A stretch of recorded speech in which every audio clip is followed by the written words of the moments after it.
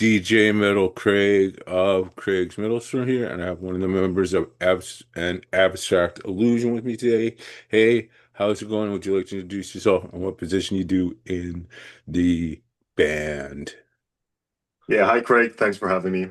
So I'm Carl from an Abstract Illusion. I do guitars, I do bass, and I write and compose. So all most of the music and most of the lyrics these days. So that's what I do in the band. Right on. Is there anyone else in the band that's not with you today? Yeah, we're four other members. We have Isaac on drums, we have Robert on keys and vocals, we have Chris on lead vocals. And we have Lucas on bass and vocals. So a lot of vocals in the band. Right on. Please go back in the history of an abstract illusion and how the band all got started. So we got started back in, I guess, high school. I was 15. The other guys was 13 and 15 as well. So we got started very early on. Started playing like Metallica covers, Cannibal Corpse, Death, and then we started like writing our own music. So it took a while for us to release our first EP. That was in 2014, so that was like 7 years after we started. Um, yeah, and then we released our debut album in 2016, Illuminate the Path, and then Woe in 2022. And now we're here, releasing The Sleeping City in 2025. Right on. And just so you know, if you're cool with it, I got to get the older stuff because I want to hear it. What I heard off the new album sounds absolutely sick and awesome. Ah, thanks. That's awesome to hear. How did you guys come up with the band name An Abstract Illusion? Yeah, it's I guess when your first language isn't English, is you try to come up with like I guess some kind of cool names or cool words. I felt like oh, abstract is a pretty cool word, and illusion is a cool word. So it's like uh, you kind of combine stuff and see what sounds good. You can see it in a lot of like I guess Scandinavian or Nordic bands where the band names aren't really they're just mashup of words that sound cool together, and I guess that works for us. But so it's I think we did it a year in, so like when we were just like 16 or something, we thought that was a interesting name, and we went with it, and that's been what we're doing for almost 20 years. So yeah, Right on. Just so you know, I think the band name is actually cool and interesting. that's well then we succeeded. Yeah, it's not easy to pick band names. I know I have a band that I'm trying to get back going after a 20-year hiatus. Mhm. What are you called? Flesh Degradation. Oh yeah, right on. Old school death metal. Nice. Yeah. I think it's fun with death metal. You have some bands that are really leaning into like the gore elements of it, like Cannibal Corpse, like really the torture elements of it, and then you have some that are more like I guess surgical names. So yeah, it's a cool variety in death metal, I think. Yeah, I agree with you on that one, Carl. There's a lot of good stuff out.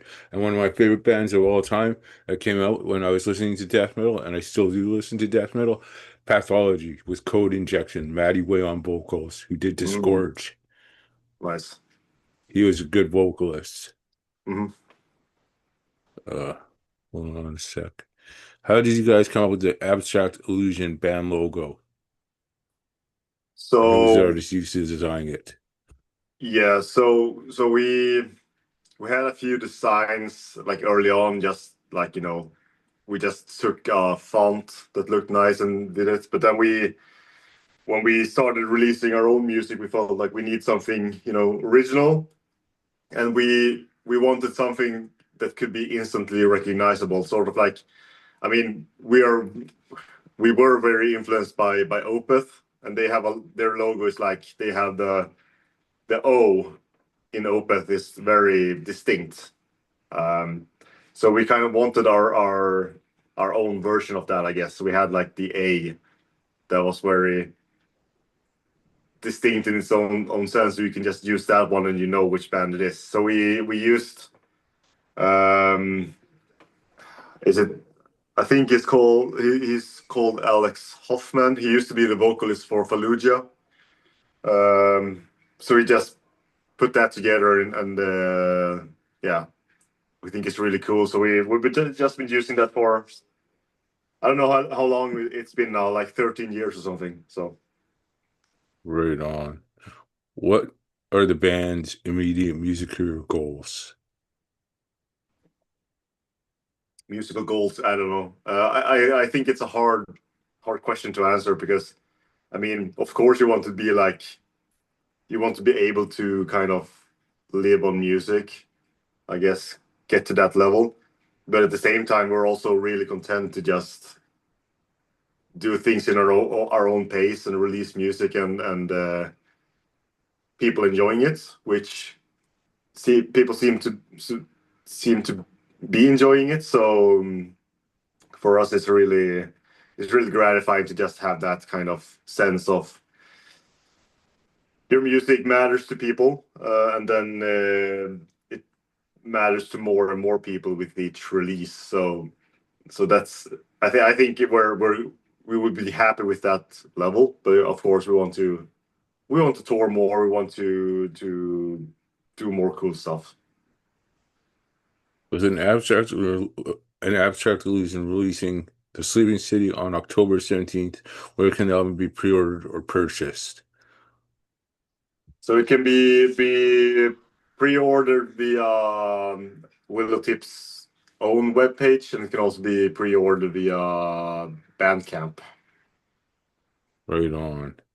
What was the purpose behind the title of The Sleeping City? What's As what's the in concept? the purpose behind why you guys used the title Sleeping City for the album. It's a title that stuck with us a long time ago. We that was long before we knew how long it took to make records. So I think we had a song called Architects of Our Sleeping City back in like 2009 or something. And we felt like, oh, the Sleeping City would be a cool album title for like our second record, which we thought would be released like a few years after. But obviously, that's not the case. So we, but it's a title that stuck with us. I don't know, for some reason, it evokes this kind of image of a city that's kind of drifting in and out of existence, I guess. I think for us, we come from a pretty small town, like I think it's 20,000 people in it. A lot of like harsh winters, a lot of snow, a lot of darkness. And I think for us that was compelling to be like, it feels like this city could be sleeping at the moment. You know, when you're outside at midnight and no one's around and it's just snow everywhere and you don't hear a sound. It's like this could be like a dream or something. So I think it's been a powerful image for us as a band that we stuck with, and I'm really happy that we finally got to kind of use that name. Cool. Who designed the Sleeping City album art? Alex Ekman Long, he's a guy from I think Philadelphia is stationed. So he does a lot of work for Willowtip artists as well. He does a layout for a bunch of their albums. But we we discovered him when we signed to Willowtip 3 years ago. It was like this dude's art is really cool. It's like he has his own thing of like collages. He takes images and scans them in different ways, I guess, and he does like 3D work where he cuts out parts of the image and fills it with other stuff. That's kind of what you have in the artwork. You have like the city in the artwork, and you have like a cut off of inside it where you have like a purple shine coming through it. So he works in different mediums, which is really cool, and you can get a lot of good effects from it. Personally, I thought the album artwork was pretty cool and awesome, buddy. Hmm. Yeah, Uh, it's really cool. what were the themes and concepts behind the song "A Geyser Ever Erupting"? So I guess behind that song, it would be, I guess, in a way, it would be climate change for us. So, like, you have this, for certain people, there's a feeling of impending doom when it regards with climate. You have all these kind of reports coming out all of the time, and young people especially feel like nothing's being done about it. Um, so you kind of have this feeling of inevitability. It's like kind of like a geyser will erupt. You can't really stop it from erupting, and I feel that's a very terrifying feeling for a lot of people, ourselves included. So we wanted to write a song about it, and felt like it was an apt title for it. Who are the band's musical influences? There's a few. There's obviously bands like Opeth, Edge of Sanity, black metal bands like Vindir, I guess Emperor, Der Weg eine Freiheit. Some non-metal bands like Pink Floyd is a huge influence. Simon and Garfunkel. It's a huge variety that we take from, and we also, I think, on this album we incorporated a lot more from, I guess, like synth, like Vangelis that made the soundtrack for Blade Runner, for example. A lot of these kind of atmospheric synths, the drones, the arpeggios, um, a lot of like 80s soundtracks, like from Terminator or um, in that vein. Right on, man. And just so you know, you mentioned Edge of Sanity. What was your favorite song albums by Edge of Sanity for you? Say favorite album from Edge of Sanity. Yeah, favorite albums. Uh, uh, Crimson 2 would be my favorite. Mine were Crimson and Crimson 2, which were both 40 and 43 minutes. And then Hmm. my other favorite was Purgatory Afterglow. Oh yeah, I would say like Crimson 1, Crimson 2, and then like Purgatory Afterglow are like, for me, the highlights. Crimson 2 was like one of the first. I got it back in high school from a friend, and I was blown away by like how you could make a song that long, but you could still like be interested in hearing it, and how it worked. So I think that was kind of like a revelation when it came to progressive metal for me, at least. Crimson 2 album. And you mentioned Pink Floyd in there too. I like Pink Floyd myself. What's your favorite Pink Floyd album song? Song, whew, I think they have a few songs that are like really above everything else. Like obviously, "Comfortably Numb" as a guitarist is an amazing song, but you also have songs like "Welcome to the Machine" from The Wall, which is like very synth heavy as well. Very cold and atmospheric track. You have, I guess, "Run Like Hell" is good, or like amazing, of course. But yeah, I mean, they have so many good songs; it's hard to choose.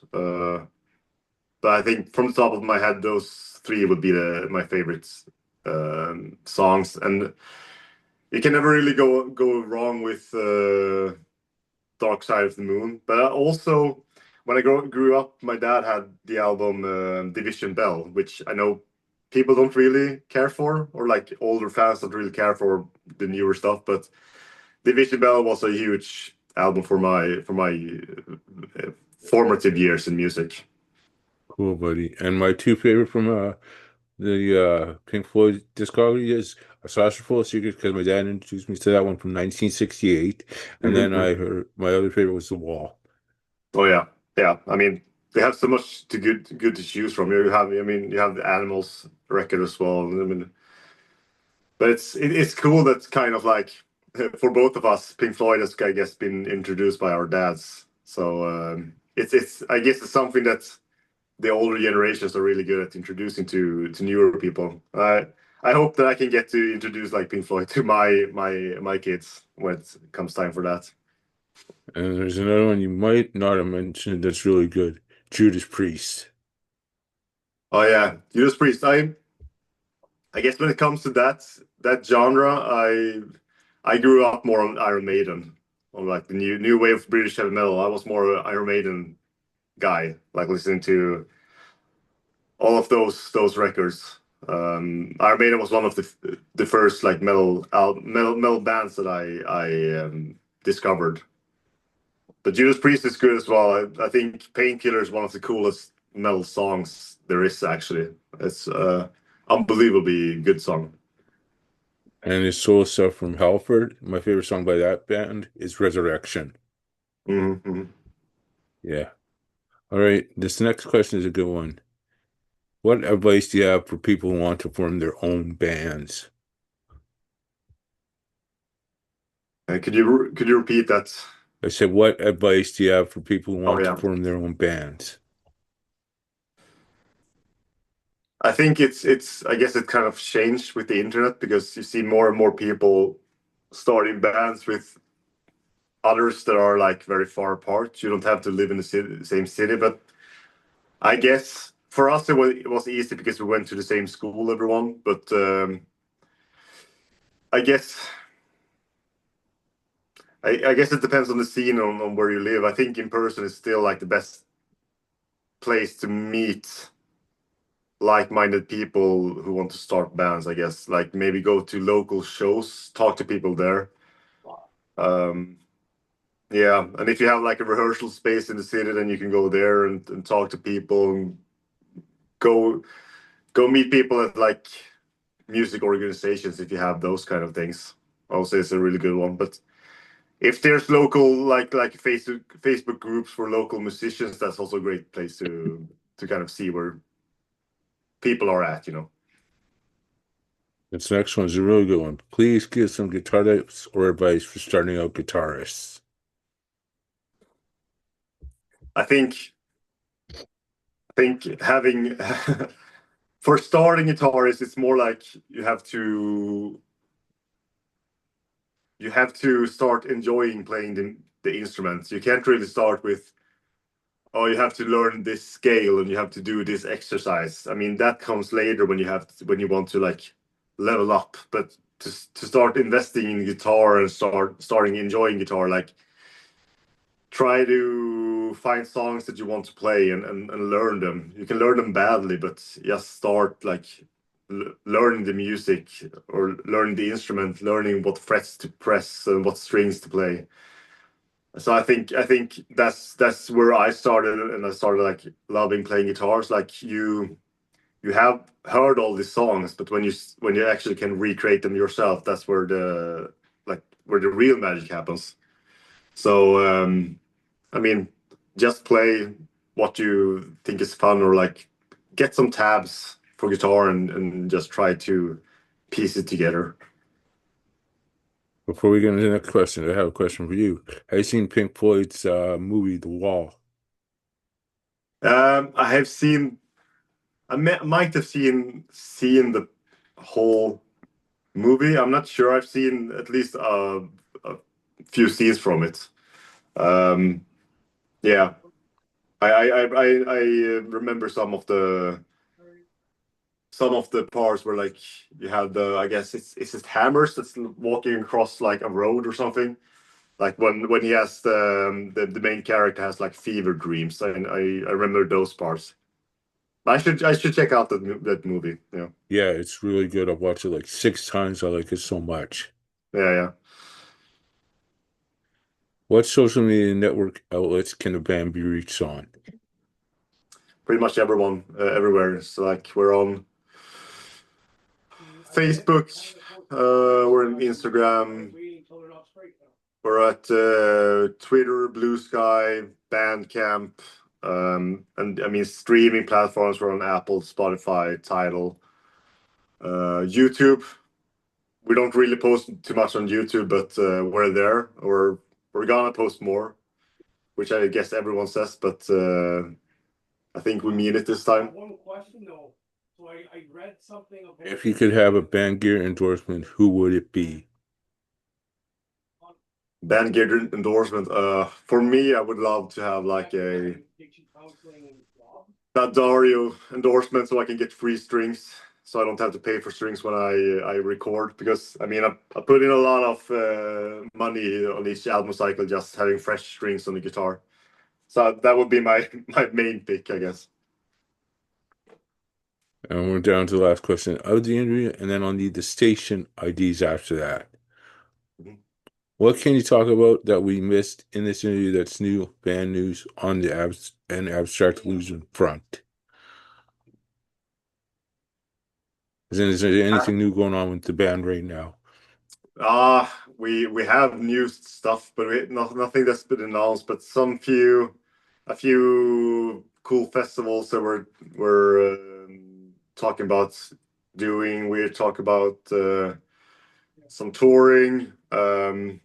Yeah, we also yeah. I guess that's it. It's hard because we if we haven't announced it, we can't really talk about it. And so I mean, I guess the new album is news enough for us right now, I guess. Cool, man. Thank you very much for your time. And thanks to Claudia, Pierre, Scott, and Ryan for setting up with this interview today. And now for the station IDs. The first one is, hey, this is Carl of an abstract illusion, and you're listening to Mangled Music Radio. Whenever you're ready. I'm sorry, what am I going? What was am I You're supposed to going to do? say, hey, this is Carl of an Oh, abstract illusion, and you're listening to Mangled Music Radio for the station ID whenever you're ready. oh yeah, okay, of course. Hey, my name is Carl from the Abstract Illusion. You're listening to, I'm sorry, Mangled Mangled what? Music Radio. Mangled Music Radio. Sorry. Okay. Hey, it's Carl from the Abstract Illusion. You're listening to Mangled Music Radio. And the second one's for Craig's Metal Storm Sensation ID. It goes, hey, this is Carl from an abstract illusion, and you're listening to Craig's Metal Storm. Hey, this is Carl from the Abstract Illusion. You're listening to Craig's Metal Storm. Cool. Thank you very much for your time, man, and thank you for the interview. Yeah, thanks for having me. Take care.